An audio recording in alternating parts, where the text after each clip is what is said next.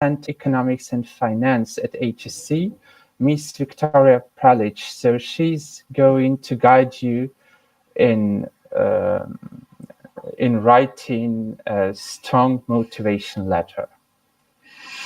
So thank you, Roman. Hello, everybody. My name is, as Roman said, Victoria Pralic. So I represent International College of Economics and Finance. That is the part of Higher School of Economics. And I know some of you are already applying to our institute, and I'm very happy to see you here. So in our institute, I'm responsible for partnership relations with leading regional and global employers. And I'm also provide our students and graduates, not only from ICF, but from other departments of Higher School of Economics, with some advice and consultancy concerning all questions of applying to master degree in Russia and abroad. So today, as Roman said, we will talk about motivation letters. And Roman, I absolutely agree with you that this part of your application package is the most important part that show everything about you, show your motivation, show your background, show your academic and professional achievements. So for me, motivation letter is the most interesting part. And behind these words that you write about yourself, we usually see the real person with its dreams, with its goals, and with his or her professional desire to develop. So motivation letter, we will talk about step-by-step strategy. And thank you for those of you who already sent me some of your piece of art, some of your motivation letters and personal statements just for short review. So I'm sorry, during our webinar, we will analyze only 4 or 5 motivation letter, but at the end, I will give you my direct contact, my email, and my Telegram contact, so you may just PM me directly, and I will give you some short overview of your motivation letter. So let's start. So today we will cover 3 topics. First of all, we will talk about and we will try to find the answer to the question why universities ask for motivation letters. Then we will proceed to 3 main ideas that should always be included and covered at your motivation letters. And at the end, we will analyze the most distributed mistakes and always how to avoid them. So there will be 3 topics today. So let's start from the first one, and let's try to find the answer to the question why universities ask for motivation letter. In order to answer this question, we should decompose it into 6 simple and small questions that every member of admission committee is asking while analyzing your profile, while analyzing your application package, and while analyzing your motivation letter as a face or a front line of your motivation package. So let's see these 6 questions. The first question is, what do you stress or what do you underline at your experience and at your personality? The second question is, why do you apply to this particular program and to this particular university? The third question is, what did you miss at your CV? The fourth question, the most simple one, I think, what is your English level? The fifth question is, how can you structure your thoughts at these particular given circumstances or given conditions? And the last one, do you have any creative seed? So let's look more closely to each of these questions. The first one, what do you stress or what do you underline at your experience or at your personality? And here I want to introduce you the concept of unique selling points. I don't know, maybe some of you already know what unique selling points mean. Just for those of you who do not know or maybe just forget what does it mean, I will explain. So let's imagine a company that produce a new product, and this company wants to introduce this product to the market, and they want to be the best, they want to be the first, they want to make their product the most popular, the most desirable for their prospective customers. So in order to gain the market, they should find all unique selling points at this product to make this product more unique, to make this product more popular and more famous, and blah blah blah. So to say true, for us, as for the members of admission committee, each applicant or each candidate is a kind of product, is a kind of unique product. So you, as a product, you should find out the most memorable and the best unique selling points and at your personality. So I classified all unique selling points into three main groups. So the first group is your basis for success. So here in this group of unique selling points, you should think about your academic achievements. You should think about your past or previous professional success stories. You should show us your active social life, your unique selling points. I call it leadership selling points. So here you should write or just fix information about your volunteering experience. It's very important and very interesting for us.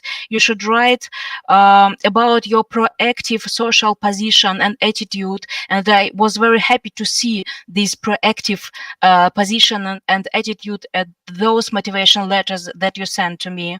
You should write about all extracurricular activities in which you are involved. The third group of unique selling points, I call it benefits. And this and I consider these benefits as benefits for us, as for the representative of program, as for representatives of particular university. So here you should write about your country, you should write about the region you represent, and of course you should write about your university of your previous graduation. So this information is very, very important and very, very interesting for us. So unique selling points. Start to think about your application profile from the point of this unique selling point. Let's proceed to second questions, and it sounds like, why do you apply to this particular program and to this particular university? It was a shame to read that some of you just forgot and your motivation letters to write about where do you apply, to write about Higher School of Economics. So for us, it's very, very important to hear and to understand that you are applying to particular program, not to all programs in the world. So in order to clarify this information, you should build clear connection between the program you are applying to and your career goals. It's very important. I'm just repeat again, clear connection between the program you are applying to and your just concrete, particular, clear career goals. And the second point I'm stressed you should study all program features. So particular courses, core courses, elective courses, student clubs that are very popular here in High School of Economics and, for example, in our institute, at our college, then you should study all professors and maybe to find with whom you want to work in the future. Of course, you should study the story of your university and other things. So again, why do you apply to this program? Build clear connection between the program and your future goals and study this program. Just study under the microscope.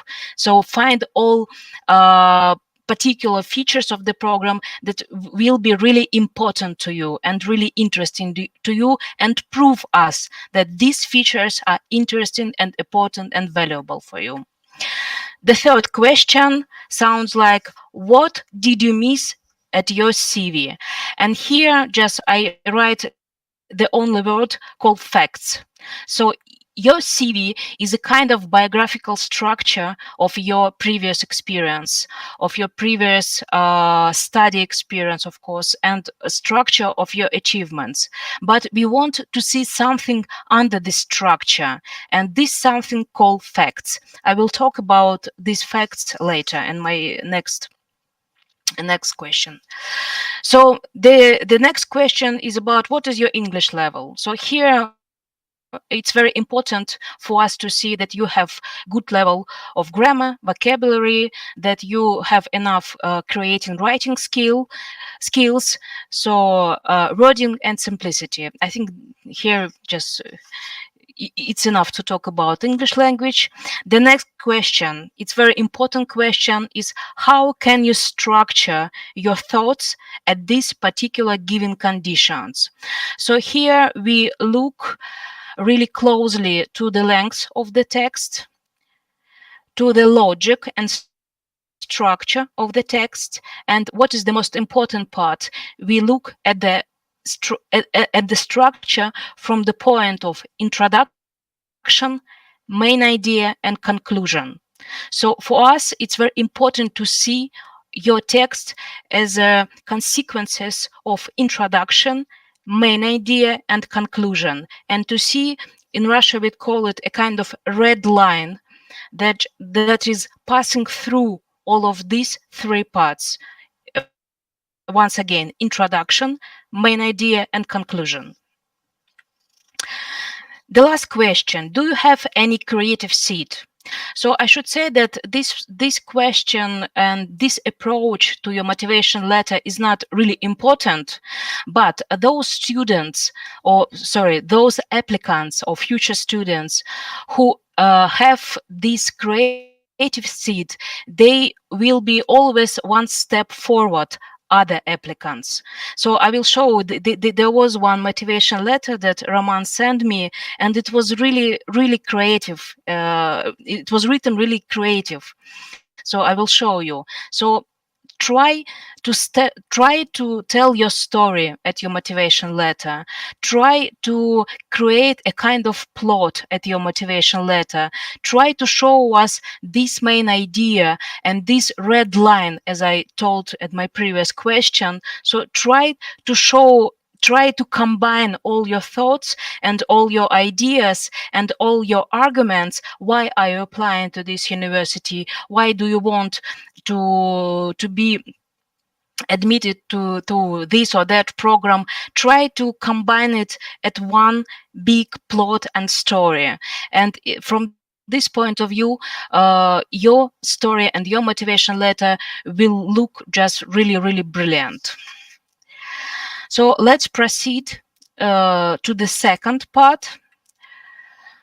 And let's talk about, it's very simple part for me. Let's talk about three main ideas that should always be included and covered at your motivation letter.